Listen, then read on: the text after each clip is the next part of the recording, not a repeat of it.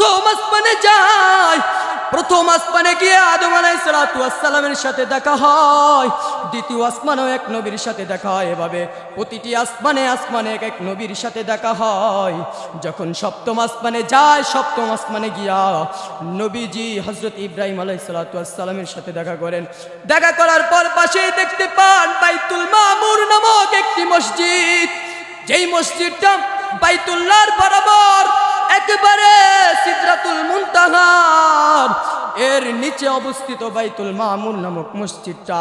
ওই মসজিদে নবীজি 2 রাকাত নামাজ পড়েন। নামাজ পড়ার পর এবার জিবরাইল আমিনকে নিয়ে আবার সফর শুরু করেন।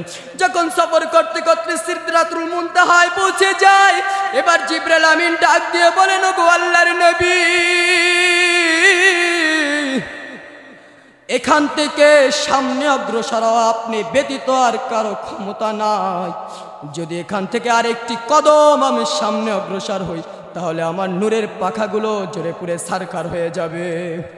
শাইতানির রাজিম। বিসমিল্লাহির রহমানির রহিম। سبحان الذي أسرى بعبده ليلا من المسجد الحرام إلى المسجد الأقصى إلى آخر الآية. وقال رسول الله صلى الله عليه وسلم من أحب سنتي فقد أحبني ومن أحبني كان معي في الجنة. मेराज की हमारा नबी सबअ समावात नहीं भूला व नबी हम गुनाहगार उम्मत। আলহামদুলিল্লাহ। আল আযম সাতবারগার কর্তৃক আয়োজিত বার্ষিক ওয়াজ ও দোয়ার মাহফিলে উপস্থিত সবার সম্মানিত সভাপতি ও আমার মাতার তাসমতুল্য উস্তাদগণ এবং বাংলার দূর দূরান্ত থেকে আগত একঝাঁক এলেম পিপাসক ছাত্র ভাইয়েরা, আমি আপনাদের সম্মুখে মেরাজ সম্পর্কিত একখানা আয়াতে কারিমা তেলাওয়াত করেছি। আল্লাহ চাই তো এই সংক্ষিপ্ত সময়ের ভিতরে একেবারে সম্পূর্ণ মেরাজের ঘটনাকে তুলে ধরবো ইনশাআল্লাহ। ভাইরা আমার, মেরাজ বলা হয় এটা একটি ভ্রমণকে, যে ভ্রমণটা রাসূলুল্লাহ সাল্লাল্লাহু আলাইহি ওয়াসাল্লাম বাইতুল্লাহ থেকে বাইতুল মুকাদ্দাস এবং বাইতুল মুকাদ্দাস থেকে একেবারে আল্লাহ তাআলার কাছে করেছিলেন, সেই ভ্রমণটাকেই মেরাজ বলা হয়, যেটা আল্লাহ কোরআনেই বলেছেন, সুবহানাল্লাযী আসরা বিআবদিহি লাইলাম মিনাল মাসজিদিল হারামি ইলাল মাসজিদিল আকসা। বন্ধুকে ইনভাইট করেছেন আরশে আজিমে, ইনভাইট তো করেছেন এবং ড্রাইভার হিসাবে জিবরাইল আমিনকে নিয়োগ করেছেন, আর একটি ভালো সওয়ারি হিসাবে বুরাক নামক বাহনকে আল্লাহ ব্যবস্থা করে দিয়েছে। পৃথিবীর মানুষেরা, আল্লাহ রাব্বুল আলামিন জিবরাইল আমিনকে ডাক দিয়ে বললেন, ও জিবরাইল, জান্নাত থেকে একটা বুরাক নিয়ে চলে যাও আমার বন্ধুকে নিয়ে আসতে। জিবরাইল আমিন চলে গেলেন বুরাক নিয়ে। বুরাকটি কেমন দ্রুতগামী ছিল জানেননি? এই বুরাকটির একবার নজর যত দূরে পড়তো, ওই নজরটা যত দূরে পড়তো তত দূরে এক লাফ দিয়ে যাইতে পারতো। সকলে জোরে বলুন সুবহানাল্লাহ।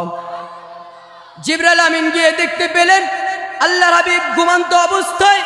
এবারে আল্লাহর হাবিবকে উঠালেন ঘুম থেকে, সালাম দিলেন এবং উজু করাইলেন। উজু করানোর পর নবী আরবি সাল্লাল্লাহু আলাইহি ওয়াসাল্লামের সিনা মোবারক চাক করলেন। এরপরে বললেন, ইয়া রাসূলুল্লাহ, আপনার বন্ধু আপনাকে আরশে আজিমে ইনভাইট করেছেন, আমার সঙ্গে চলুন।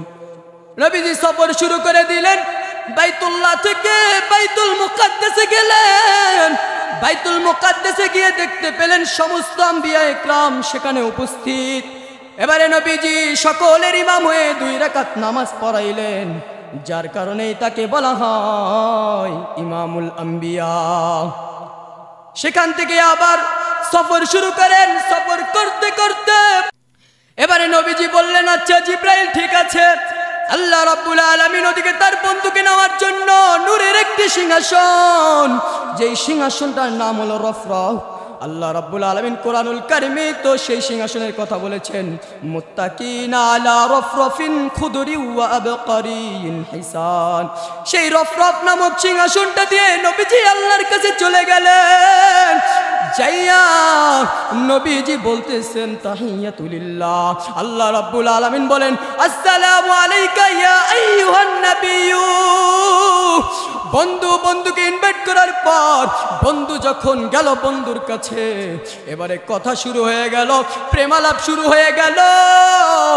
আলাপ করার পর এবার জিবরাইল আমিনকে, আমরা তো সাধারণত আমরা দেখে থাকি আমাদের কোনো বন্ধুকে যদি ইনভাইট করি, কথা শেষ করে অতবার কিন্তু বন্ধুকে নিয়ে কক্সবাজার চলে যায়, অথবা বন্ধুকে নিয়ে কুয়াকাটা চলে যায়, অথবা বন্ধুকে নিয়ে ঢাকার শহর বিভিন্ন জায়গায় চলে যায়। কথা বলেন ঠিক কিনা? আল্লাহ রাব্বুল আলামিন ঠিক তেমনি ভাবে তার বন্ধুকে জান্নাত দেখাইলেন, জাহান্নাম দেখাইলেন, কিন্তু নবীজির মনটা খুব খারাপ।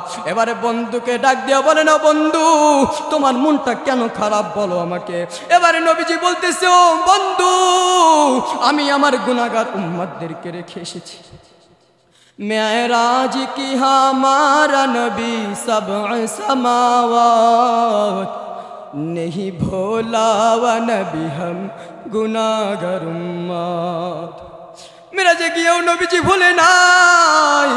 তখন আল্লাহ রাব্বুল আলামিন বলে, ও বন্ধু তুমি টেনশন করো না, আমি তোমার বন্ধুদের জন্য, তোমার উম্মতের জন্য আমি নামাজকে আমি হাদিয়া স্বরূপ হিসাবে দিয়ে দিলাম।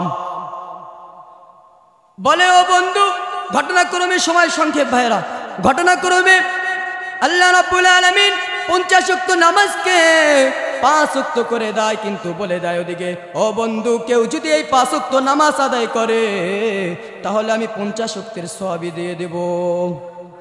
শুধু তাই নয়, বলে, ও বন্ধু তুমি আমার সঙ্গে মেরাজ করেছো, আমার সঙ্গে কথা বলেছো, কিন্তু তোমার যে উম্মতরা রয়েছে মনে রেখো প্রতিদিন আমার সাথে 5 বার কথা বলবে। ভাইরা আমার, তো পরিশেষে আমি বলতেছি আল্লাহ রাব্বুল আলামিন আমাদের সকলকে দৈনিক আল্লাহ রাব্বুল আলামিনের সাথে খুশি খুজুভাবে নামাজ পড়ে 5 ওয়াক্ত কথা বলার তৌফিক দান করুক, এবং এই নামাজ আমাদের নামাজকে 5 ওয়াক্ত খুব সময় মতো আমাদেরকে পড়ার তৌফিক দান করুক বলে আমি আমার বয়ান শেষ করছি। ওয়া আখিরি দাওয়ানা আলহামদুলিল্লাহি রাব্বিল আলামিন। আসসালাম।